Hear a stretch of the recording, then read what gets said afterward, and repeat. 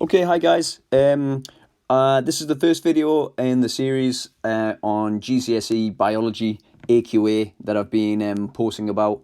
Please share these videos about, do what you want with them. Essentially, it's just a free resource for students to be using while we're off and away from school. I'm using the AQA specification, but you don't have to kind of be an AQA student to get the kind of subject knowledge. This is all, having worked with a few exam boards now, being a tutor and working in a few schools. A lot of it is overlap. So yes, I would definitely say you have to be using the specification, and this is the one that I'm using here, just from the AQA site. Notice that I'm looking at GCSE biology. I'm not looking at combined science here. And so when you download the specification, I'm starting at 4.1 here, cell biology.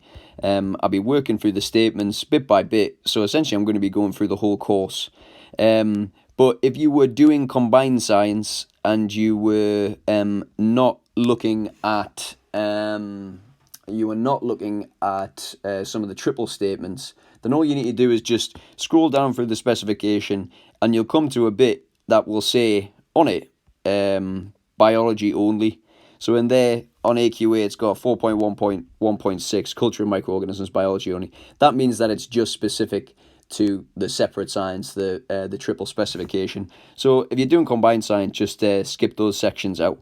But like I say, even if you're not doing combined science, most of this stuff overlaps and crosses in some way, shape or form. So it'll give you a good grounding, and then you can just fine tune it looking at your own specification.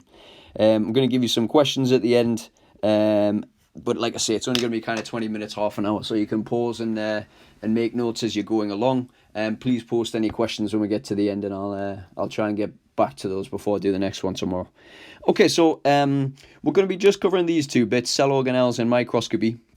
So the first bit is to understand what a cell organelle is. An organ is something that carries out a specific function within a cell. So if we think about like the brain carries out cognitive thought, carries out essential processes in the body. The kidney will form the urine and kind of modulate how much water is in your urine and what the contents of it is. The heart pumps the blood around the body. All of these are organs that do a particular function in an organism, which is the whole thing all put together. So if we think about the cell being the whole structure, then the parts of the cell that do the jobs, like the ones I've just been describing there, are the organelles. Organelles are kind of like mini organs.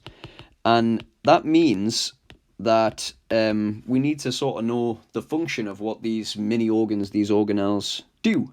Now, unfortunately, this bit is just kind of, you need to memorize them. You need to be able to label cells that have organelles in them and identify what they would look like, and also have sort of an understanding about the sort of relative size to them.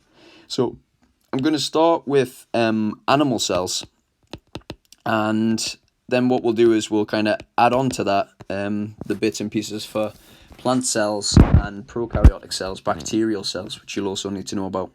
So cells all start with, when we draw them out, start with a membrane around the outside. So that's that black circle that I've just drawn. Now the membrane there is something that controls what comes in and out. So you can get definitions for these, and what I'll be doing is, I was watching this video, is perhaps making a glossary separate to this and just have the key terms written in it. So membrane controls what comes in and out, enters, leaves, and that's important. So if we think about kind of important molecules, hormones that are being made, or maybe substances that need to get in and out, oxygen and carbon dioxide, they can move through this membrane, and the membrane can control that. The next kind of thing that we usually draw when we draw a cell is the largest organelle, which is the nucleus.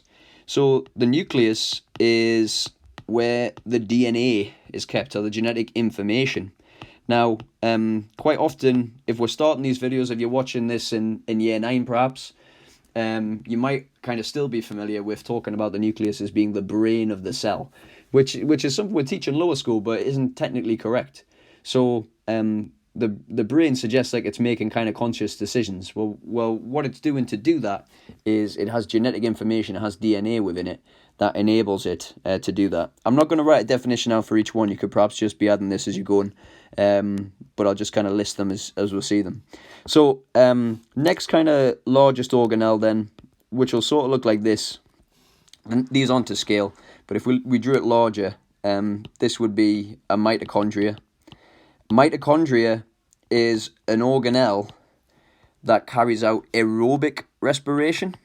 So by respiration, we mean the release of energy. So at key stage 3, to use another example, we often call it the powerhouse of the cell. So you can't kind of put that on GCSE papers. You've got to be able to use these specific terms. So respiration is the process that releases energy. It does not produce energy. If you say that, that will be incorrect. So we've got lots of these to carry out respiration. We then also have smaller organelles called ribosomes. And these ribosomes, often kind of one of the trickier ones people forget about because you don't come off about them until kind of later stuff in year 11 when you do protein synthesis. But that's their job. They are responsible for making proteins. That's what synthesis means. To synthesize something means to make it. So ribosomes are responsible for making proteins. They're responsible for protein synthesis. So if we looked at that animal cell, it's got those organelles there that are unique to it. But then if we drew a plant cell, it would have all of that stuff. So perhaps what I'll do here is I'll just draw out a separate cell here. So I'm drawing a plant cell, so I'll do it in green. And we've got the membrane on the inside here. I'll just draw the membrane in blue, actually, so you can sort of tell the difference. So here is the membrane on the inside, the blue line. But then we have this kind of like layer on the outside here. Now that's the cell wall. This part, the cell wall, is not anything to do with controlling what comes in and out of the cell. You'll notice the animal cells do not have cell walls. Plant cells have this layer, and what that does is it keeps the cell's structure. It keeps it turgid. Now essentially it allows it to kind of resist bursting if it fills up with water, which animal cells don't have to worry about as much. So these plant cells have this cell wall on the outside, and it's important that you remember that plant cell walls are made of cellulose. So that's what the cell wall does. We've got the plasma membrane here, the blue line. The cell wall is this area here. We're also going to have the nucleus in the middle, just like we had before. We're going to have the mitochondria, and we're going to have the ribosomes. So all of those are common between the two types of cell. Now, all of these organelles are in there, but we also have, I'll just draw this one in green so we can see that it's just a plant cell. We have something called a vacuole. A vacuole is just a huge kind of store. Vacuole, let me just spell it right. Cross that out. Vacuole. Okay. A vacuole is a store of sugar that we sometimes call the cell sap. And essentially that allows the cell to draw in water by a process called osmosis we'll come on to. And it can get bigger or larger depending on how much of that it wants to do. So this is the vacuole only in plant cells. Some animal cells can have temporary vacuoles, very small ones like amoebas. But essentially, for our intents and purposes at GCSE, we just take plant cells as having vacuoles. So then plants carry out another process that animals don't, which is called photosynthesis. I'll just draw this a bit larger so you can see for a second, but then I'll rub it off. So quite often we see that kind of structure looking like that, having like these stacks of coins. And that's different to the mitochondria. If I drew the mitochondria a bit larger, you'd see it has these kind of like lines across the middle sort of thing like that. So they're two different things. The chloroplast, the one at the top there, that is responsible for carrying out photosynthesis, which obviously is only possible in plants and some types of bacteria. So photosynthesis is carried out within the chloroplast, and that obviously is only present in plant cells. So we've got all of these structures here, that are sort of unique to plant cells, and we've got some that are common.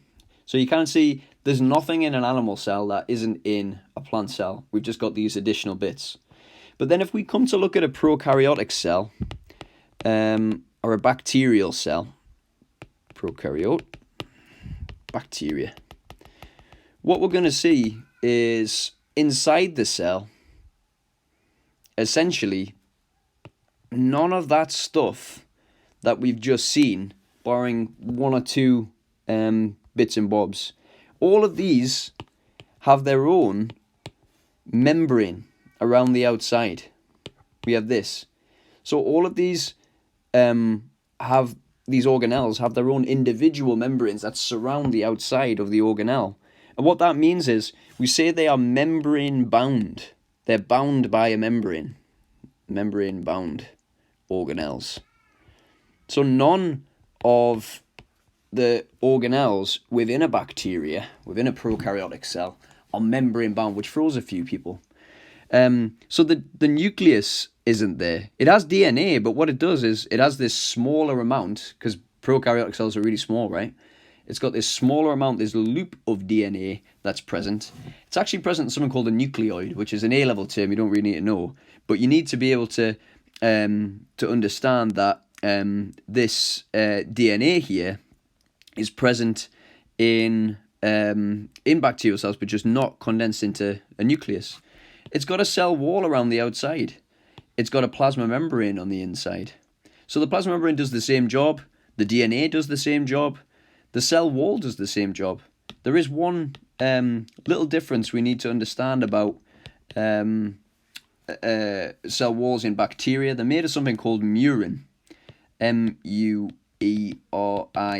which is commonly referred to as peptidoglycan. Same substance. So this sugar makes up the cell wall that's on the outside. That's going to do exactly the same job as a plant cell wall. But we're not going to have any mitochondria to carry out aerobic respiration. I'll talk more about that in a second. We're not going to have any chloroplasts. What we are going to have are these tiny structures, these ribosomes that we said before. And then we're also going to have these rings of DNA, which are called plasmids.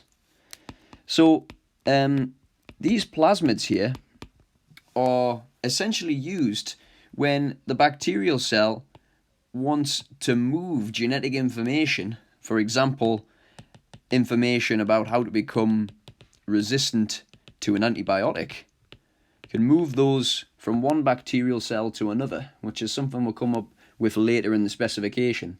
But a plasmid is just a ring of DNA that's a copy, a transferable section. So if this little bit of DNA here gives you antibiotic resistance to penicillin, say, what we do is we put that gene into a little plasmid, and the plasmid moves from one bacterial cell to another. And when this other bacterial cell gains that plasmid, it also becomes resistant to penicillin. So that's what a plasmid is. Now, I just mentioned respiration there. Quite often people kind of think, well, all right, so if you haven't got any mitochondria, you can't carry out respiration. Well, mitochondria only actually, technically speaking, that's these things, carry out aerobic respiration. We'll be coming onto that later when we do bioenergetics. Aerobic respiration means it uses oxygen. Anaerobic respiration happens in this jelly that's in both of these cells. It's called cytoplasm. And that's all cytoplasm is. It's just a jelly where some kind of key reactions happen. All the organelles float around in it. So anaerobic respiration happens in the cytoplasm. Aerobic happens in the mitochondria. So the bacteria can carry out anaerobic respiration in the cytoplasm, but some bacteria are also capable of carrying out aerobic respiration. It just doesn't happen in the mitochondria. They've essentially got all the enzymes and the tools that they need to carry out aerobic respiration. They just don't happen, or the reactions don't happen inside of mitochondria like they would in plant or animal cells. Okay, so that's all the organelles we need to know about, and we need to be able to kind of look at pictures of diagrams, but also of microscope images, and be able to identify them. And we need to kind of have some idea about the relative size of them also. So I'm going to kind of quickly come back to our our second point here, or the second topic, sorry, which was microscopy. And in microscopy, which just means using microscopes, we're going to have a look at this kind of key triangle that we need to memorize for the exam. So we need to know that when we're looking at something down a microscope, we are enlarging it, we are magnifying it. So magnification is how zoomed in the image is.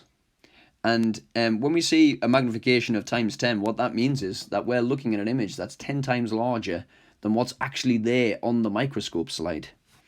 You will sometimes come across a term when you've learned about these called resolution. And resolution, if we were defining it at A level, is the ability to distinguish clearly between two different points. Between 2 points. So what that means in layman's terms is, how clear is the image? You can magnify it lots and lots of times, but if it's really blurry and you can't see anything, then it has a very low resolution. So what we've got here in this triangle that we've got to be able to manipulate is the image size, i.e. what we see down the lens when we look at it in the microscope, the actual size, so how big is the thing that we're looking at, the sample. It's going to be very, very small if we're using a microscope. And then we have the magnification. So if you can remember the order of that triangle, hopefully you've got a bit of savvy about how these triangles work. You cover up the section that you're trying to work out. So if I was trying to work out the image size, I'd put my thumb over the image triangle, and that would tell me that I've got to multiply together the actual by the magnification. But if I wanted to work out the actual size of the sample, I would put my thumb over that area of the triangle. And because I was going from top to bottom, I would do the image divided by the magnification. And that would give me the formula. So, for example, if we're told that a cell has a magnification of times 25, and we are given a picture and we brought our ruler to the exam and we're asked to work out, having got the magnification in the image, what the actual size is, we're going to do the image divided by the magnification. So let's say we use our ruler and we measure that to be 25 millimeters. I always teach students when I'm going through this, never ever to measure in centimeters. And the reason for that is because we have to remember that usually in exam questions, we'll get the answer and we'll be given the units in micrometers. We'll be asked to work out what the answer is in micrometers. And the conversion you need to remember is that 1 millimeter is equal to 1,000 micrometers. If you measure in centimeters, I guarantee you're going to forget in the exam. My A-level students forget to do it all the time. You're going to forget to convert centimeters to millimeters. So just always measure in millimeters and then you'll never get it wrong. So if I'm going back to my triangle here and I'm using the formula, I've used my ruler to measure that 25 millimeters. I know that 1 millimeter is equal to 1,000 micrometers. I'm going to say, right, okay, the image is 25 millimeters. The magnification is times 25 times. So that means that my answer is 1. Well, what I've just worked that out as is 1 millimeter. If I want my units to be in micrometers, what I've got to do to convert millimeters to micrometers is I've got to times by 1,000. So my answer there would be 1,000 micrometers, which is a bit ridiculous. I'm just using easy numbers because I've got my calculator in front of me and I'm rubbish at maths. But you, with more kind of practice, will become kind of more fluent with that. And it is just a case of practicing, because it's not always the actual size you've got to calculate. Sometimes it's the image, the magnification of the image size if you're given the other variables. Okay, final thing before I get back to the kids downstairs. Electron microscope, light microscope, or optical microscope. So the electron microscope is essentially a much more powerful and better device. It's more expensive. There's not all that many of them in the country. They're generally in really kind of high up, high spec university labs. They allow you to see in more detail, which we said before, remember, was known as resolution. They also give us a higher magnification. However, they are also only useful if you're looking at dead samples. You can't look at things that are alive because they've got to be in a vacuum. They use electrons, which are so small, if you put air molecules in there, they'd collide off the air molecules and then move around, so you wouldn't be able to see what was going on. So light microscopes have less detail, they have a lower magnification, but you can look at living samples, which is a big perk. They're the ones that you use in your labs at school. So light microscopes allow you to do kind of live biological drawings or observe processes or how chemicals or different reagents will affect living samples. So when we look at a picture down a light microscope, you're not going to see any organelles bigger than a nucleus, really. You might be able to see some chloroplasts or mitochondria, but they'll just be dots. So anything smaller than a mitochondria, than a nucleus, really you're not going to see in any kind of detail. So we have to use electron microscopes for all these smaller organelles. Okay? All right, I'm going to post this video now, and there'll be another one tomorrow. Just quickly before I go, if I were doing these questions and I wanted to extend the lesson a little bit further, I've maybe got the knowledge and most of that is just a recap. What I'm going to do is I'm going to show you this website that I use really consistently with students I tutor and with students that I teach at school, which is called Physics and Maths Tutor. I'd just be going down this list to make sure that I'd ticked off all the statements if I was going through that. I kind of like just do like a little mental check before I start, just to remind myself, like I would if I was planning a lesson on this, to make sure that all the spec points are covered. But yeah, I'd be going on to Physics and Maths Tutor, which is a really fantastic website. You're going to click on the section that says revision, you click biology, and then you'll see A-levels, GCSE, legacy. In here you've got lots of old practice questions, but to keep things simple, you could have a little explore in your own time. Click on this section. We've been doing cell biology. I'd click on topic 1. There's some notes there. There's some flashcards that you could try that will test your key knowledge. Now, all of these sections here that say cell structure, you have the question paper, which is QP, and you have the mark scheme. So if you click on the questions, it'll give you some questions here like label the organelles and various different questions. You could print them out and have a try. And then you could follow that up with the answers just to self-assess and make sure that you're on the right lines. And if you're not sure still after you've tried a few of those sets of questions, there's a few in each one, you can leave a little comment on the video and I'll try and answer it for you if I've got time later on. Okay, so we'll move on to the next section of cell biology tomorrow. But for now.